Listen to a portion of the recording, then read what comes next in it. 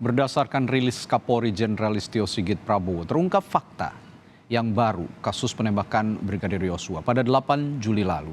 Fakta Kapolri jauh berbeda dan bertolak belakang dengan kesaksian Barada Eliezer dan istri Irjen Verdi Sambo Putri Chandrawati pada 11 Juli. Apa saja fakta yang berbeda? Berikut kronologisnya.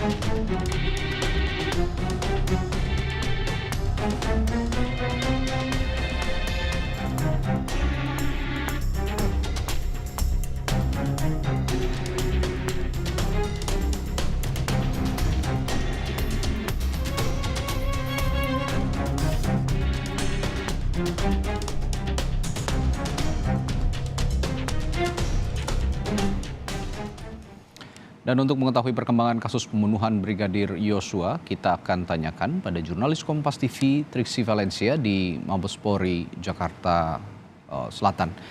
Triksi, bagaimana hasil pemeriksaan istri Irjen Verdi Sambo Putri Chandrawati kemarin? Sudah ada hasilnya?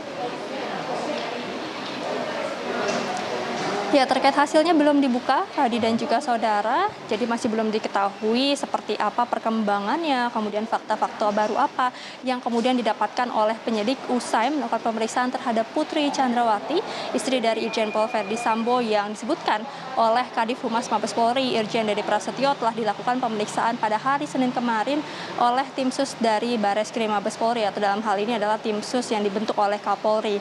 Tapi tentu ini harus dinantikan, Radi dan juga saudara, karena mengingat Putri Chandrawati ini merupakan saksi kunci juga yang bukan hanya berada di tempat kejadian perkara tapi juga turut menyaksikan, turut mengalami apa yang menjadi peristiwa pada 8 Juli 2022 kemarin. Dan melihat atau mengutip dari konferensi pers yang disampaikan kemarin, bahwa sampai saat ini keterangan dari saksi-saksi ini masih akan terus didalami, termasuk juga meminta keterangan saksi ahli dan juga melakukan pemeriksaan terhadap saksi-saksi kembali. Jadi nanti saksi-saksi yang kemarin sudah dilakukan pemeriksaan juga akan dimintai kembali keterangannya. Ini menyangkut untuk mendalami apa yang menjadi motif dari Kadif Propam, maksud kami dari mantan Kadif Propam Polri Irjen Pol Verdi Sambo menginstruksikan Barada Eliezer untuk melakukan penembakan terhadap Brigadir Yosua, karena ini yang masih menjadi pertanyaan yang masih ditunggu-tunggu pernyataannya, apa yang menjadi motif yang menjadi pemicu, karena kemarin pada konferensi pers belum disampaikan apa yang menjadi motif karena masih belum mendapatkan kesimpulan dikatakan oleh Kapolri Jenderal Listio Sigit. Jadi kemarin yang disampaikan ini ada penambahan tersangka baru, kemudian juga peran dari masing-masing tersangka. Salah satunya adalah peran yang dilakukan oleh Irjen Pol Verdi Sambo yang bukan hanya melakukan instruksi kepada anak buahnya, tapi juga turut melakukan upaya untuk mengelabui kepolisian, yakni dengan membuat skenario-skenario adanya penembakan yang terjadi di rumah dinasnya pada awal Juli kemarin. Tapi tentu ini sudah dibantah dan sudah diluruskan oleh Kapolri Jenderal Listio Sigit melalui konferensi pers bahwa dari pendalaman yang dilakukan oleh tim khusus tidak ditemukan fakta-fakta adanya penembakan yang terjadi.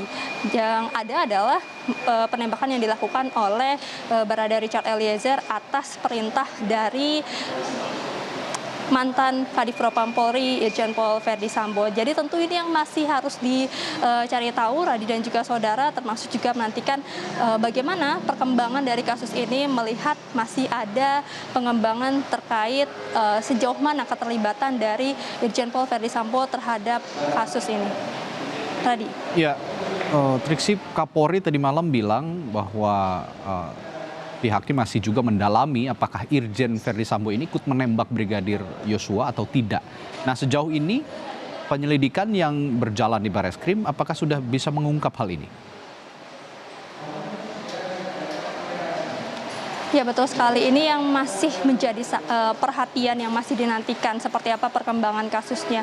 Karena memang selain mendalami motif, salah satu juga yang dilakukan oleh tim khusus adalah untuk melakukan, maksud kami untuk mendalami sejauh mana keterlibatan dari Irjen Pol Verdi Sambo ini. Tapi memang masih belum ada perkembangan terbaru yang disampaikan. Tentu nanti ini kita akan nantikan keterangan resmi yang biasa akan disampaikan oleh Kadif Humas Mabes Polri, yakni Irjen Dedi Prasetyo, Radi dan juga saudara. Tapi kalau misalnya melihat sampai saat ini perkembangan tim sus yang bisa dikatakan sudah sangat signifikan, yang kemarin juga sudah disampaikan, tapi tentu babak baru ini masih memerlukan kerja keras, ketelitian dan juga transparansi dari tim sus untuk mengungkap atau mengusut kasus yang masih berjalan ini, Radi dan juga saudara. Dan untuk lanjutannya kemarin disebutkan selain memeriksa saksi-saksi kembali, kemudian melakukan pemeriksaan terhadap saksi ahli, ini juga akan mendalami terkait laporan dugaan adanya kekerasan seksual. Yang kita tahu ini adalah laporan awal yang disampaikan oleh kuasa hukum Putri Chandrawati, di mana pada skenario awal ini dikatakan ada pelecehan seksual, kemudian terjadilah tembak-menembak di rumah dinas mantan Kadif Propam Polri, Irjen Pol Verdi Sambo ini. Tapi tentu skenario awal tembak-menembak ini juga sudah diluruskan, dibantah oleh Kapolri sendiri, yakni Jenderal Listio Sigit. Dan terkait laporan adanya dugaan pelecehan seksual ini yang juga harus kita kawal, Radi dan juga saudara, karena dari keterangan kuasa hukum Putri Chandrawati ini menyebutkan bahwa kliennya masih memberikan kesaksian secara konsisten. Nah, ini yang kemarin juga disampaikan bahwa pemeriksaan juga akan dilakukan terhadap Putri Chandrawati, tapi terkait kapan kemudian Putri Chandrawati dijadwalkan untuk kembali dilakukan pemeriksaan oleh tim sus Bareskrim Mabes Polri ini masih belum disampaikan kepada kami awak media, Radi dan juga saudara. Namun kemarin juga disampaikan dari konferensi pers bahwa sebenarnya tim sus juga pada awal-awal pemeriksaan ini mengalami sejumlah kendala, karena memang pada awal pemeriksaan olah TKP ini terjadi ketidakprofesionalan penanganan TKP yang membuat sejumlah barang bukti pendukung ini sudah diambil, sehingga tim sus ini mengalami kesulitan. Lalu kemudian terdapat titik terang setelah Barada Richard Eliezer ini mengajukan dirinya sebagai justice collaborator, sehingga dirinya kemudian menyampaikan secara lugas, secara terang benderang apa peristiwa yang terjadi pada 8 Juli kemarin. Nah, kemudian dari sinilah tim sus ini kemudian berangkat, kemudian terus mendalami proses, dan selain itu juga yang terus beriringan adalah Inspektorat Khusus untuk mendalami bagaimana pelanggaran kode etik yang dugaannya ini terjadi dilakukan pada saat penanganan TKP di rumah dinas mantan Kadif Propam Polri Irjen Pol Verdi Sambo. Seperti yang kemarin juga disampaikan melalui konferensi pers bahwa terdapat tambahan 6 personel Polri lainnya yang kemudian masuk dalam daftar ditemukannya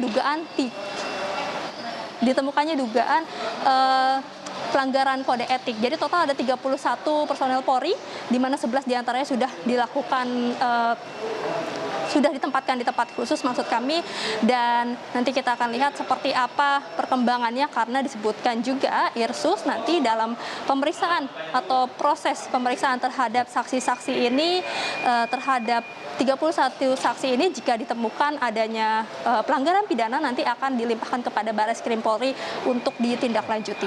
Radi. Ya, termasuk juga 9 jam kemarin kabarnya tim sus menggeledah rumah Irjen Verdi Sambo. Kita nantikan juga, publik ingin tahu apa hasilnya. Terima kasih Valencia Triksi melaporkan langsung dari kantor Bareskrim Polri Jakarta.